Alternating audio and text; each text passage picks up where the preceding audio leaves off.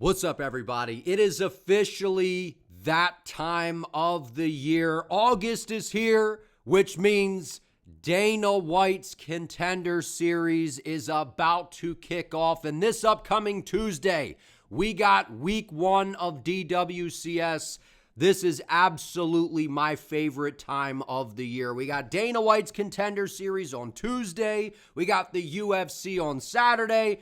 And then we also have football season just about to start as well. So hands down, my favorite time of the year. We got all sorts of stuff going on. And Dana White's Contender Series, especially over the past few seasons, it has been outstanding. We are coming off of a season 9 that was it was spectacular, man. And look at all the fighters that have came off of this show and been absolutely balling in the UFC. And I feel like we are going to continue to see that. And not only is it fun watching DWCS because there's these fighters that we might not know a whole lot about, but we could potentially be looking at some potential stars in the making in the UFC. And I feel like the matchmakers really knew what they were doing when they were putting this week 1 schedule together, because we have some really fun matchups, at least on paper, stylistically.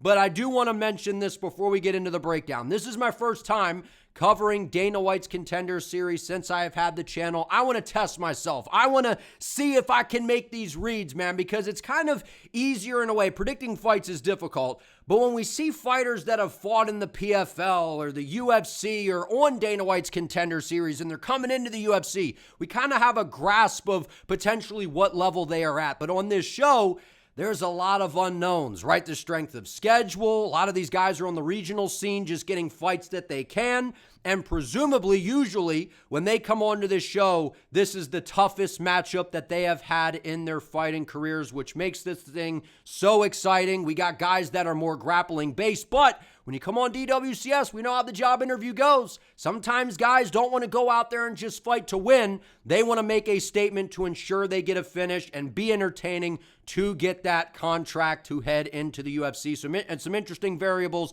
that I think could potentially, play a part throughout the season. So that's my intro. I'm excited to break these down, man. My first time doing it. We got a fun card. We got 5 fights on here. We got Kunneman versus Kropschot in the main event, or the last fight of the night. We got Hasan versus Saikia. We have Adams versus Wint. We have Alsaghir versus Escarrega. We have Mulumba versus Pagliarulo. And those are the 5 fights, week 1, Dana White's Contender Series. Without further ado, that is enough rambling, man. I'm excited about this. Let's rock and roll right into the breakdown and predictions. Now, first fight, we got Ananias Mulumba versus Tom Pagliarulo, a.k.a. Tom Pags, a.k.a. The Phenom. This is an interesting fight. And the first 2 fights of this card are the ones that I really struggled deciding who I'm going to pick, because what really kind of pulls me in the direction a little bit of Mulumba, a little bit more than Tom, is the fact that we have seen Ananias on DWCS before, and that was the last time that he lost, and that was 9 months ago against Marwan Freaky Rahiki. And listen, Marwan Rahiki, I've been saying for a while, he's got the goods, man. He's got the it factor. I think he's going to be a superstar in the UFC, and we saw how good he has looked since being in the UFC. He's a very high-level striker, and in this fight, with a different referee in there, Mulumba, he might be in the UFC right now, because he dang near knocked out Marwan Rahiki. And even if it was a UFC fight, we've seen referees step in and stop action a lot sooner than what we saw in this fight, and the referee really let this thing play out. So it allowed Rahiki to battle back into the fight. Mulumba was chasing the finish. It felt like he could probably taste, man, I'm about to be in the UFC. And then Rahiki was able to recover, weather the storm, and Mulumba slowed down, burning himself out to get the finish. But what we saw from Mulumba, man, he is very, very explosive. And throughout his career, 5 wins by KO, 5 by submission, and his 3 losses, 1 by KO, 1 by sub, and 1 by decision. But I like the fact that he's been on DWCS before, right? And that was 9 months ago. So he's made the walk before. He knows what this show is about. He knows what the expectations are. And having been in there with a guy like, Marwan Rahiki, who's a super high-level striker, I think that was a valuable learning experience from Mulumba to, yes, if I have a guy hurt, Don't necessarily blow the gas tank trying to get the finish. And that's what we talk about with this show, man. Guys, normally will go for a finish, but maybe a little extra, really trying to earn the contract. And I feel like that's the situation that we saw from Mulumba. But when you talk about the style of Mulumba, this is a big shot thrower, man. This guy's a flamethrower. He's going to walk forward, kind of just shifting and moving forward, throwing big winging shots. He has a ton of power in his hands. He's got power in everything that he does. He will attack the base with kicks, but I feel like an element that he's going to want to introduce into this fight is a little bit of the ground game. And I understand that he's back for a vengeance, looking to get that contract. But if he's just going to stand on the feet and trade with Tom Pags, I feel like Mulumba could be in for a very, very rough night. Because when you talk about Tom Pags, this is a guy that has sharpshooter-like striking, and he's training over there at Tiger Beetle Martial Arts, which is with Corey Sandhagen and Banks. So listen, he's well-trained, he's well-coached, 10-2 as a pro, 8 wins by KO, 1 submission, 1 decision, and the 2 losses, one of them was by way of a submission, so that's an area I think Mulumba could potentially capitalize, and 1 loss by a decision. But what I also like for Tom Pags coming into this fight, most recently, he was over in the PFL and got a very, very dominant win against Matt Turnbull in the very first round with a nasty knee to the body. So the last time we saw him lose was almost 3 years ago, and that sub-loss was by way of armbar. But he's been on an absolute tear, and what I really like about Tom is the accuracy, the precision. In my opinion, he is the much more technical fighter in this matchup. Now, having said that, that doesn't always mean because you're the sharper guy that you're just going to go out here and get the job done. So the grappling edge, I do think could potentially be on the side of Mulumba, given that we haven't seen a whole lot from Tom. He has been submitted in the past. I feel like it would be wise for Ananias to throw some of those big shots, get Tom to cover up, duck underneath, get to the hips, try to get to a takedown, and see if you can put Tom in some bad positions and either ground and pound him out or look for a submission. But if Ananias plays this thing on the feet, man, I know he's got a ton of power, but when you're throwing those big looping shots, that's where you could potentially get yourself into some trouble against a real sharpshooter. And I'm actually going to pick Tom Pagliarulo to get this thing done by a knockout. I think early he may encounter a little bit of a Mulumba storm, kind of like what we saw Ananias do against Marwan Rahiki in this fight. I think Mulumba will be a little bit more patient, a little bit more calm and composed, but I like the length that Tom brings to the table. The length, the girth, man. No, he's not a girthy guy. He's kind of a string bean in there, right? Especially for 145 pounds. He's 6 foot. He's got a really long reach. I don't know specifically what his reach is, but I feel like it's going to be longer than Mulumba. And he's got those long rangey strikes. Fires off the kicks very well, mixes, the kicks to the body. Those knees up the middle are going to be really, really valuable here against a shorter opponent in Mulumba who potentially could be looking to level change. And as he pressures forward, closing the distance, that's where Tom is going to be able to let those shots up the center line go. The knees, the uppercuts, right? And when he lets the jab go, he fights beautifully behind the jab. He's got a good straight right hand. I'm going to go with the more technical, precise sharpshooter here in Tom Pagliarulo, who I think is very accurate. He's gotten some training in with Gaethje, I'm sure, over there with Carrington Banks, Corey Sandhagen. I feel like his takedown defense holds up here. If he gets taken down, I think he works back to the feet, starts to kind of beat up the body of Mulumba, drag this thing out into round number 2. And I feel like he just kind of puts a 1-2 on the chin of Mulumba and puts him away. And I think some of that body work from Tom is going to pay dividends in this fight. I'm going to say Tom Pagliarulo goes out here, gets the second round knockout over Mulumba in a banger. And I could see Mulumba going out here and catching Tom, potentially taking him down, finding a finish on the ground. But I'm going to side with Pagliarulo. I'm going to go with the more technical sharpshooter, at least in my opinion, for what I've seen coming into this fight. And I like that he competed in the PFL on a big stage already. Give me Tom. Next up, we got Abe Alsaghir versus Fabrizio Escarrega. This, to me, was the toughest fight to predict. And I'm just being honest, I'm unsure here, right? But I do have a reason for why I'm going to pick who I am, right? So stay tuned here. Hang with me, okay? I feel like on the feet, Fabrizio is a tornado. He's got good volume, good output.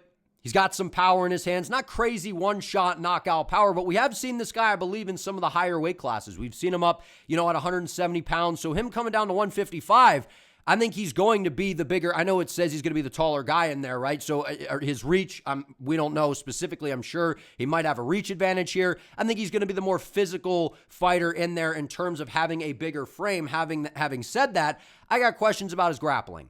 Right? If you watch where he fought back in Karate Combat, which was back in 2024, he was able to get the job done by a decision. That was impressive, right? You got to see his striking on display, but his opponent was taking him down with ease. Every time he wanted to take down, he got him down. And I know Karate Combat, the skills are a little bit, or like the rules are kind of confusing where you can kind of grapple, kind of not. So maybe it was him just not expecting the takedowns. But we've seen, if you go through and watch some of his fights, he is pretty good on the ground. He can take the back very well. He does have a solid submission game, but predominantly a guy that likes to get it done on the feet. 7 wins by KO, 1 submission, 1 decision, and that one loss that he has, he injured his arm. That's what happened in this fight here, and that was almost 3 years ago. Outside of that, this guy's looked really, really impressive, man. Not the greatest strength of schedule, but again, I'm always kind of cautious of judging a fighter off of that because a lot of the time you're just getting fights, that you can to try to stay active, stay busy.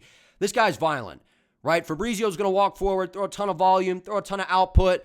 He's got bad intentions behind everything he does. His boxing's pretty tight, rips to the body well, throws good shots around the guard. Not exactly the most accurate sharpshooter with the straight punches, but his hooks and uppercuts are good. He's got some good leg kicks, and he loves that forward pressure. So there's no doubt in my mind he's going to try to walk down Abe, put him on the back foot, and let some of those shots go. And I feel like that would be wise for him in this fight because I feel like Abe Alsaghir is maybe the more well-rounded fighter in this matchup from what I have seen so far. And the thing that I really like about Abe is he's undefeated. The guy's never lost, even dating back to, his amateur days. So there's a confidence and a swag that comes with that. 4 wins by knockout, 3 by sub, and 1 decision. And not only has his striking gotten a lot better, if you've kind of go back and watch his earlier fights to now, watching this one most recently, against Porto and some of the more recently fights that we've seen from him, like Drew Fickett, a longtime vet of the fight game, a lot older in his career, but still, the guy that's kind of been there, done that. Jerome Featherstone, a guy that I actually trained with when I was a kid, right? Many, many years ago. I know how good Jerome is. He's got power in his hands, good southpaw, very, very good wrestler. So to go out there and have grappling success against Jerome, and I know that this is Jerome being a little bit older at the time here, but still, I know how good Jerome Featherstone is. So that's an impressive victory right there.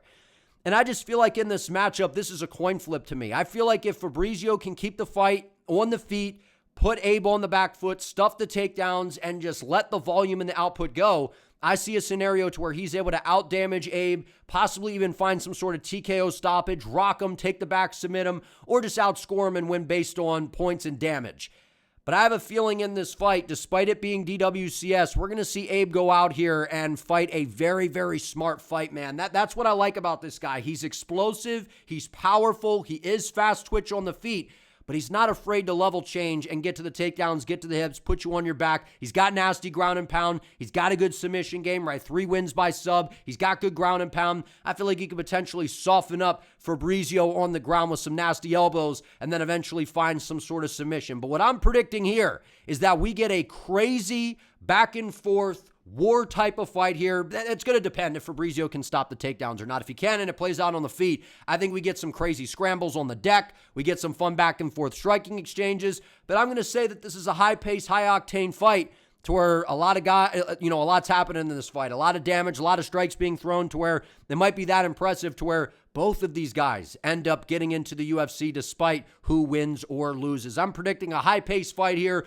but one that I'm going to slightly give the edge to Abe here, considering I feel like he might be the better grappler and the stronger guy in terms of the grappling. I think he's more technical there, and I think that he will mix things up. And the way that Fabrizio likes to fight pressuring forward, I think Abe can kind of meet that forward pressure by stopping that with some of the takedowns and landing some powerful shots on the feet. Because as good as Fabrizio is on the feet, and I think he might be better, he is very hittable. So got some question marks on both guys, especially with the gas tanks. We've seen Abe push through fatigue before. I feel like his grappling edge will pay off in this fight to where he wins a competitive, fun, exciting decision. Next up, we got Matt Adams versus Anthony Wint. Now, I'm excited to see Anthony win here, right? Anthony Wint, played linebacker, right, at FIU. I remember watching him play at FIU, Florida International University, and right off the rip, right, who's a heavyweight in the UFC right now that's got a football background, that spent some time, with the 49ers, was a tailback, running back, fullback, whatever, at Fresno State, and Josh Hogan. And that's kind of a similar type of comparison in a way, right? Very different fighters, but you get the point of the athleticism. And that's what Anthony is going to bring to the table, training down at Kill Cliff FC. He's almost 31 years of age. This guy is really, really explosive. Spent some time with the New York Jets, was undrafted, right? Played for the Jets, I think it was back in 2018. So in order to be a linebacker at a D1 school, and to have a chance in the NFL, you got to be fast and very, very explosive. And the way that Anthony fights, he looks like a linebacker approaching the line of scrimmage, ready to just knock a running back, teeth in, man, meeting him right in the gap. That's Anthony Wint's fighting style. He's going to come forward, and his grappling's actually not that bad. His double leg looks like he's tackling a running back. That's what it looks like. It looks like he's shooting a gap, boom, great wrap up, good technique, then taking you down. Now, in this fight, I don't know if he's going to be able to take down Matt Adams, because Matt Adams is a guy that does have decent wrestling, but he's got more of a boxing base. He's a guy that's got a boxing background, does have some boxing experience. He's got good volume, good pace, and he's a guy that can dig deep if the going gets tough and the fight gets into the later rounds. And that's kind of where I have some concern on the side of Anthony Wint. He's a very, very explosive, fast twitch guy. So something's got to give. And normally that always usually tends to be, you start to slow down, the gas tank tends to become an issue. Now, that's yet to be seen, because a lot of his fights, he's knocking people out pretty quick, right? Going out here, getting a submission 2 years ago, and then having a split decision here, to where we did get to see him, go a full 15, to where that fight was very, very dicey. 4 wins by knockout, 1 submission, 1 decision. He's 3-0 in Fury, which I like. That's a solid promotion. I already told you that, he was a high-level football player, and to even get a shot in the NFL, man, you got to be crazy athletic and really good at what you do. The guy's explosive. He's mean. He's got power in his hands. He could shoot a really good double leg, and then if he keeps you on the ground, man, and he could get into a top position, he's got nasty ground and pound, and could potentially even soften up Adams and get him out of there with a submission. But Adams is like underwhelming, right? You look at him, when I say underwhelming, you look at him and you're kind of like, blob, question mark? No. Moves pretty well, man, for a big fella out there, right? 28 years of age, 5 wins by KO, 1, decision victory. Now, his losses did lose once by KO and 1 by a submission, and that submission most recently 6 months ago against Arslan Bilalov. This dude is a monster, man. He's a mammoth out there. He's a huge southpaw that's really, really massive and has an excellent ground game. So I give him a little bit of a pass there, right? So that's his only submission loss. So what we've seen from him historically is he's actually the guy that usually tends to get the better of guys on the ground. He's got, solid control, decent ground and pound, decent submission skills, but really where he kind of thrives is kind of in the chaos, throwing punches in bunches, walking you down, ripping combinations to the body. I think in this fight, his best bet is to get the jab in the face of Wint, try to mix in some takedowns, get Wint defending, and try to drag this thing out until some of that explosiveness slows down. Because if Matt Adams goes in there and tries to fight the fire that Wint brings to the table, maybe Adams could catch him early. But I feel like that is going to heavily favor Anthony Wint in this matchup, which is why I'm going to pick Wint to get the job done by a round 1 KO. I feel like Adams, yes, he's seasoned, right? Fought over, I believe, in BKFC on the Prospect Series. He did get knocked out later in that fight. So he's got that where he likes to get in the phone booth and try to slug. That I feel like is going to be a problem against a more explosive athlete here. And that's what it comes down to for me. While Adams could potentially be the more technical and calm and composed guy in there, I got to side with the explosive, fast guy in Anthony Wint that's going to be a little bit lighter, a little bit more nimble, and I feel like is going to have a Josh Hogan element that he brings to the heavyweight division of just having a superior athletic and speed advantage compared to a lot of these guys. And while I got some questions about Wint's gas tank going long, in a dogfight or something like that, and, how good is the ground game and all these kinds of things, I don't know that we get to find out in this fight. I think he puts a big shot on Adams early. The explosiveness, the speed, the way he can close the distance, I think it'll be a problem for Adams. I think Wint catches him early and gets him out of there with a big shot in probably the first couple minutes. Next up, we got Bilal Hasan versus Mridul Saikia. I'm sorry if I'm mispronouncing that. That is a tough name for me to pronounce, and I've practiced it to try to get it right, but I might have messed up there, so I am sorry, Saikia. Crusher. Listen, I think that Crusher's a ton of fun to watch, man. I think Mridul is a very fun fighter to watch. He's gonna walk forward. He's got his hands down. He's very, very fast, very wild in there, very chaotic. 5 wins by KO, 4 by submission, and his only loss was by KO, but he got clipped by a nasty left hook on road to UFC, and that to me is a little bit concerning coming into this fight. And I know that these guys are the same height. You know, Hasan's gonna have a little bit of a reach advantage here. The problem with Mridul in this fight is, yes, he's very, very explosive, and when you watch him, he's fun, man. He's throwing these big kicks and these big movements, these big actions to where if he lands, he can absolutely put you away, and for a flyweight, he's got some nasty power, right? And we've seen that his ground game, if he could get you into a bad spot, he could absolutely finish you because his submission skills look to be pretty good.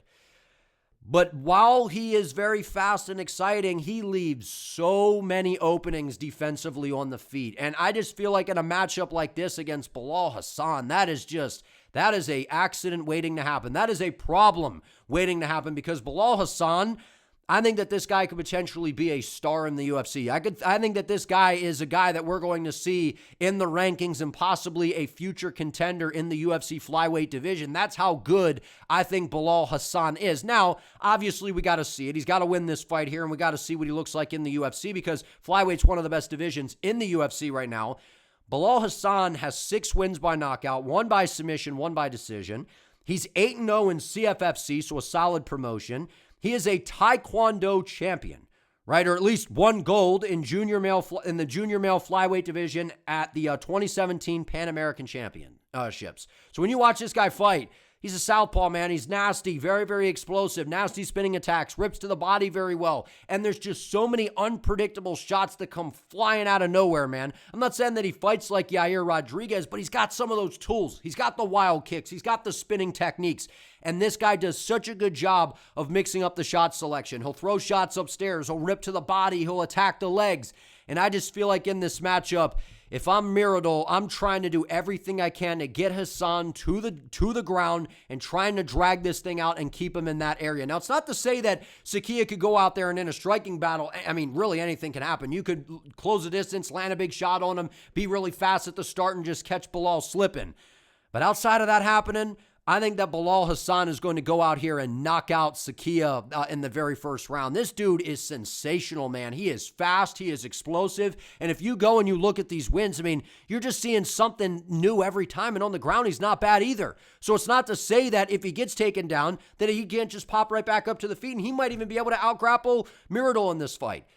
So I just think that the ceiling is much higher on Hasan. I think right now at 25 years of age, he's very, very young. He's primed. He's ready. He's explosive. And I feel like in that open stance game, he's going to be ripping those kicks to the body. Saikia's going to be reacting, exploding into range where I can see Bilal timing him with a left hand on the way in, some knees, some elbows, and possibly even some sort of head kick or flashy spinning attack to get a highlight reel KO. I think that this is going to be the highlight finish of the night. Give me Bilal Hasan to get this one done. I think Saikia seems fun, but from what I've seen, I just don't know if he's on the same level as a guy like Bilal Hasan, who I believe is going to be a ranked UFC flyweight sooner rather than later. I'm high on Bilal Hasan, man. He's got the goods, I think.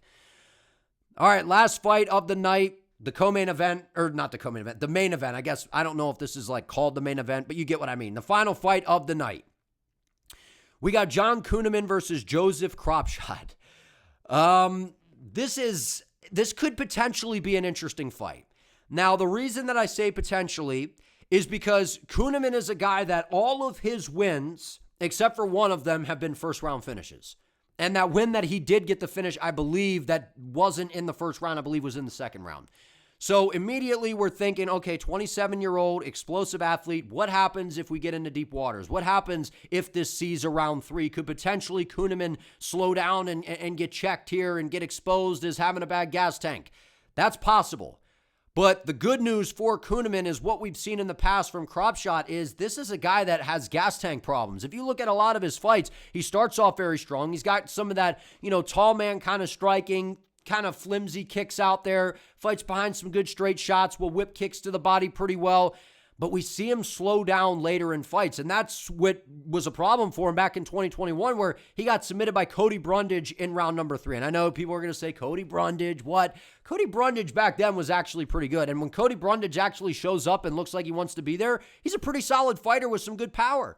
And the thing about Joseph is, he's got a good jiu-jitsu game. He's competed in some jiu-jitsu competitions, right? He's 2-1 in LFA, so he's been fighting in a pretty solid promotion. And his 2 losses are by, KO. 2 of them are by KO, 1 by submission. So it is possible. We saw Brundage find a way to get him out of there.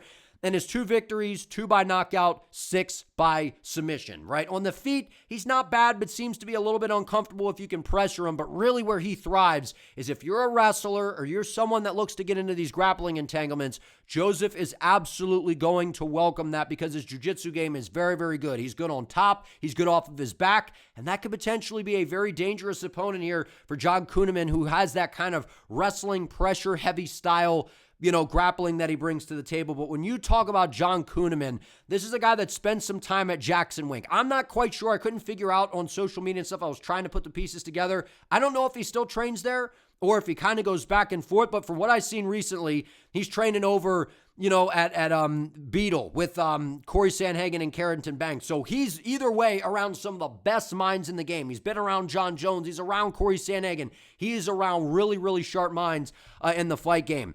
This is a guy that's very explosive. 3 wins by knockout, 7 by submission. And as I said before, all of these finishes are in the first round except for one of them. So he's a fast starter. He's going to get in your face. His striking has gotten a lot better. He's 27 years of age, and every time that he stepped in there, to me, it's looked like we've seen a new wrinkle in his game. We've seen more improvements in his style, and I feel like in this fight, I think he's the better athlete. I think he's more explosive. He's got more one-shot power, and on the ground, while Kropschot may have the better jiu-jitsu game possibly, I think that Kunneman is the better wrestler, and I think his jiu-jitsu is good enough to be able to be aware of what Kropschot is going to look to set up on the ground. And I feel like his wrestling is so much better, and we know kind of how this game works. If you teach a really good wrestler jiu-jitsu and they know how to defend the submissions, you teach them a couple submissions of their own, and you teach them how to posture up, land good ground and pound shots, and negate a lot of those submission attempts that a jiu-jitsu guy is going to bring to the table. Typically, the guy that is the better wrestler, at least in my opinion coming into this, I think Kunneman is the much better wrestler. He's going to have an advantage on the ground. And I think on the feet, it could get dicey because I think that Kunneman is a little bit vulnerable there, but so is Kropschot. So on the feet, I give the power edge to Kunneman. I think his striking has gotten better to where he could be even better in that area than Joseph, even though Joseph has a little bit of a reach advantage. He's a little bit longer to where he can get some of those kicks going.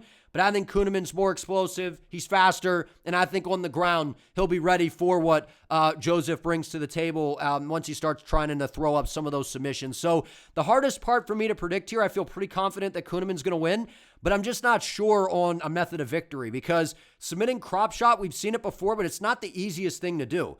So it would kind of be Kunneman taking him down, beating him up, softening him up, and then, locking in some sort of submission. Or he could potentially just rain down nasty ground and pound and the referee stops in and we get a ground and pound TKO stoppage. So those are the 2 results I see here. I think Kunneman is going to come out here, get this done in the very first round. It's either going to be by him landing a big shot on the feet and locking in a sub, or him shooting a nasty takedown, beating up Joseph on the ground with big elbows, the ref steps in to stop it, or softening him up to find a submission. And I'm going to make the submission call here. But like I said, I think it's a first round finish. Potentially, we go long, we get into the second round, but I think Kunneman is just going to be too explosive here. I do think he goes out here and gets another first round finish. I'll say club and sub. Beats him up on the feet, softens him up on the ground, locks in a sub, and gets him out of there. But if this fight goes long, we've seen Kropschot slow down. We haven't really seen Kunneman in a third round, so there's some questions there. But I'm gonna side with Kunneman. I just feel like he's the better overall polished fighter at this point in the athletic advantage